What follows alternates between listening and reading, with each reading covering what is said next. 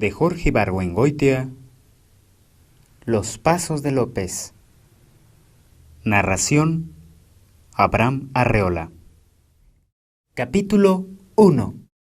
Periñón contaba que de joven había pasado una temporada en Europa y aludía con tanta frecuencia a su viaje que sus amigos llegamos a conocer de memoria los episodios más notables, como el de la vaca que lo cornó en Pamplona, la trucha deliciosa que comía a las orillas del Ebro, la muchacha que conoció en Cádiz llamada Paquita, etc.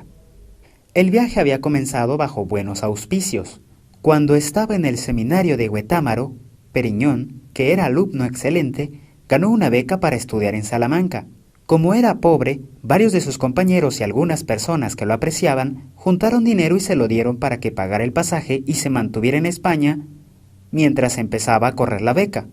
Periñón decía que en el barco conoció a unos hombres de Nueva Granada y que durante una calma chicha pasó 7 días con sus noches jugando con ellos a la baraja. Al final de ese tiempo había ganado una suma considerable. Comprendió que las circunstancias habían cambiado y le pareció que ir a meterse en una universidad era perder el tiempo. Ni siquiera se presentó. Durante meses estuvo viajando, visitando lugares notables y viviendo como rico. Hasta que se me acabó el último real, decía. Después pasó hambres. Cuando yo le preguntaba cómo le había hecho para regresar a América, nomás movía la cabeza, como quien quiere borrar un recuerdo amargo. Bástate saber que llegué a Veracruz con la sotana muy revolcada, agregaba. De ahí el relato brincaba y la siguiente imagen era Periñón en Huetámaro, aguantando las reclamaciones de los que lo habían patrocinado. Querían que les devolviera el dinero que le habían dado, cosa que Periñón nunca hizo. La sombra del viaje oscureció su carrera eclesiástica, que había comenzado tan bien. Cuando alguna oportunidad se le presentaba, un puesto de secretario en la mitra, una cátedra, una parroquia importante, no faltara quien se le echara a perder recordando que era jugador, que empezaba una cosa y terminaba siendo otra, que no pagaba deudas, etc. El tiempo pasó y compañeros suyos bastante brutos llegaron a obispos o directores de seminario, mientras Periñón seguía en el curato de Ajetreo, pueblo al que siempre defendió. Dicen que es feo los que no lo conocen. Los atardeceres son muy bonitos. Te subes al campanario y miras para un lado, ves el llano. Volteas para el otro, ves la sierra. ¿Qué más quieres? En cuanto a estar apartado, no me parece defecto. Nunca se ha presentado el obispo a visitarme. Eso es ventaja. Defendía a Ajetreo, pero pasaba buena parte del tiempo de viaje, yendo de una ciudad a otra y visitando a sus amigos. De regreso al pueblo, se dedicaba de lleno a las manías que lo obsesionaron en la edad madura: criar gusanos de seda, cultivar vides, y la que había de volverlo famoso y costarle la vida, que fue la de hacer revolución. Antes de conocerlo, lo vi 3 veces en el camino a Cañada.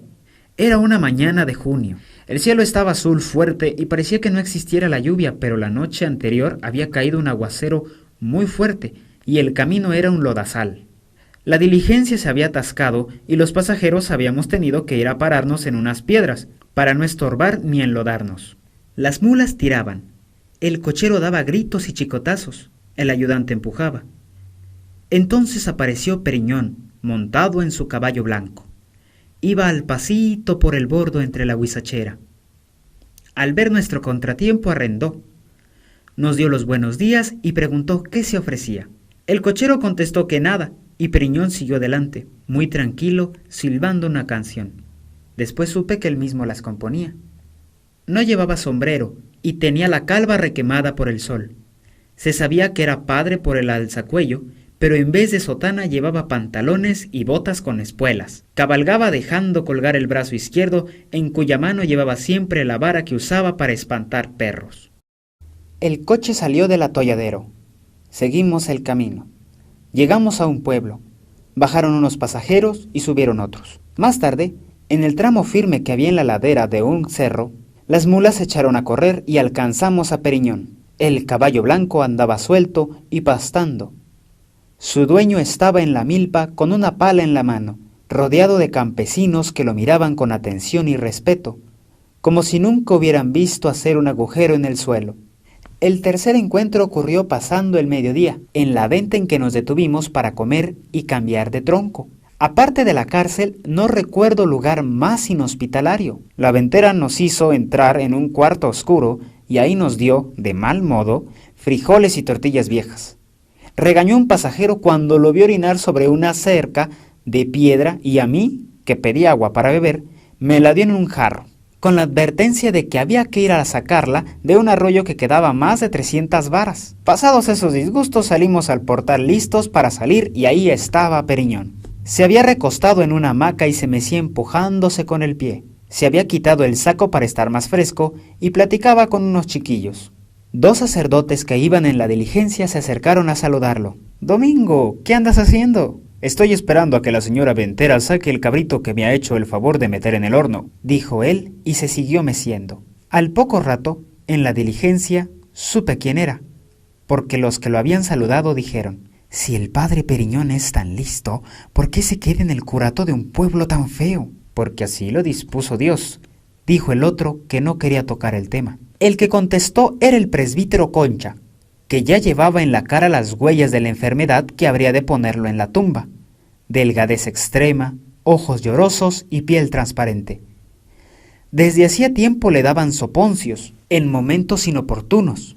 Había rodado los escalones del presbiterio con una hostia en la mano, pero siempre que alguien le preguntaba cómo se sentía, contestaba: divinamente. Era un viejo simpático, diminuto, bien proporcionado. Después me contó que lo habían invitado a dar un sermón en un pueblo lejano y como no se sentía bien, había querido que lo acompañara el padre Pinole, a quien no quería, pero que en un momento de mala suerte le hubiera servido de sustituto o para ayudarlo a levantarse del suelo. Iban en la diligencia de regreso a Cañada, en donde los dos oficiaban. El padre Pinole era prieto, grande, con una boca que fruncía para parecer más chica. Después supe que en Cañada tenía fama de indiscreto, y que no se confesaban con él más que los que eran casi santos. Llamaba al presbítero su reverencia, y era muy atento con él. Amarró en la ventanilla un trapo para que al otro no le pegara el sol. Extendió en el asiento un paliacate en donde echaron las cáscaras de los cacahuates que se comieron, y cuando terminaron los sacudió contra el viento, llenándonos de ollejos a los otros 2 viajeros que íbamos en el coche, que éramos yo, que tenía 25 años y uniforme de oficial de dragones, y un viejo de anteojos cuadrados y tricornio, quien cuando el coche no daba brincos leía un libro titulado Manual del Inquisidor. Era el licenciado Manubrio. Es decir, que el día que conocí a Periñón, conocí también a quien poco más de un año después iba a decidir su suerte. El licenciado llegó a la Nueva España ya viejo, y pasó 10 años en Veracruz. Él decía que trabajando en la aduana, pero no es cierto. Sabía como nadie lo que pasaba en San Juan de Ulúa. Ha de haber formado parte del Tribunal Negro y luego se inventó el trabajo de la aduana para evitarse inquinas. Después muchos dijeron que había sido agente secreto y que había ido a Cañada en esa función, enviado por la Audiencia de México. No lo creo, mas me parece verdad lo que él decía. Le habían dado fiebres tercianas y había tenido que dejar el empleo y la costa para radicarse en un clima benigno. Quiso nunca nuestra mala suerte que alguien le ofreciera en Cañada una escribanía a buen precio. El cuarto viajero era yo. Me llamo Matías Chandon.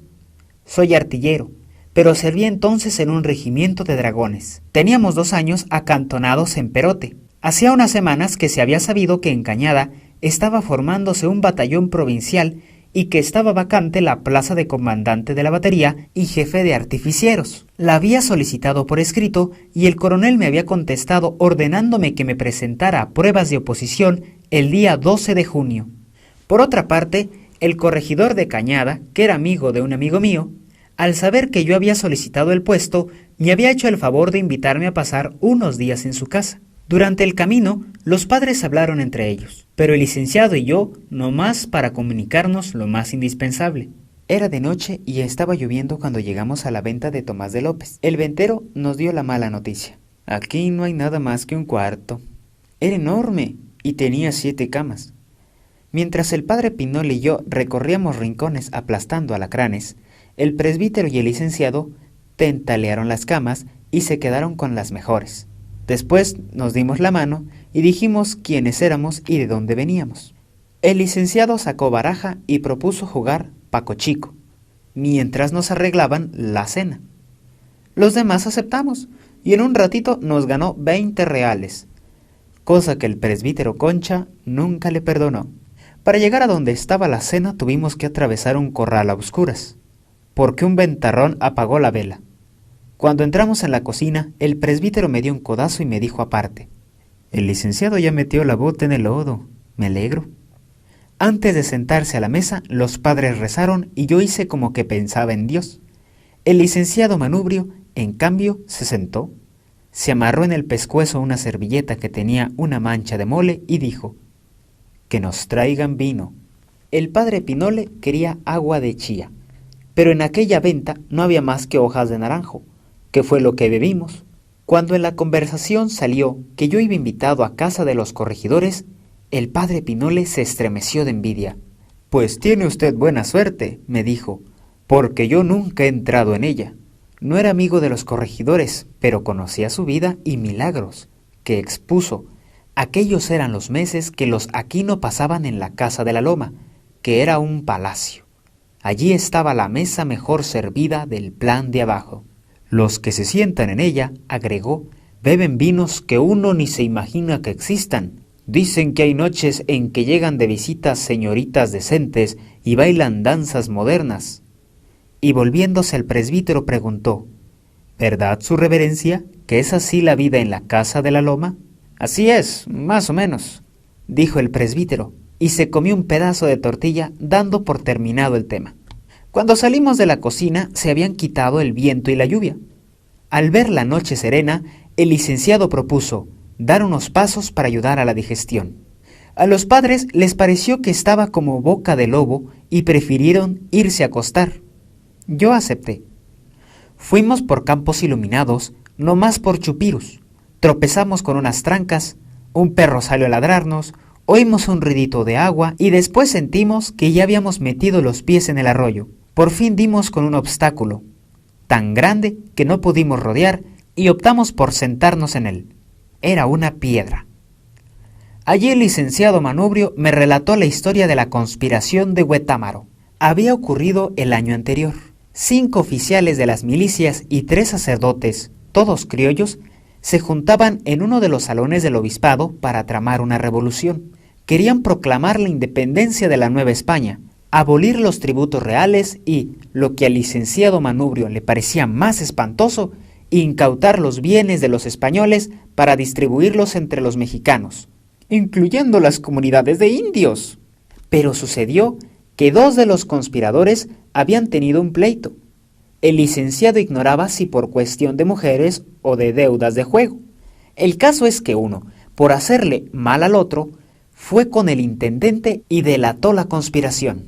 El intendente actuó como rayo, apresó a los conspiradores, los puso en 2 coches y los mandó a México con escolta. Allí la audiencia dispuso que fueran juzgados en secreto, pero con rigor. Las sentencias habían sido severas y todos estaban en San Juan de Ulúa. Todos, claro, menos el delator, a quien el intendente había prometido indulto y discreción. «Le he contado este caso, don Matías», terminó diciendo el licenciado, «para que sepa qué terreno pisa.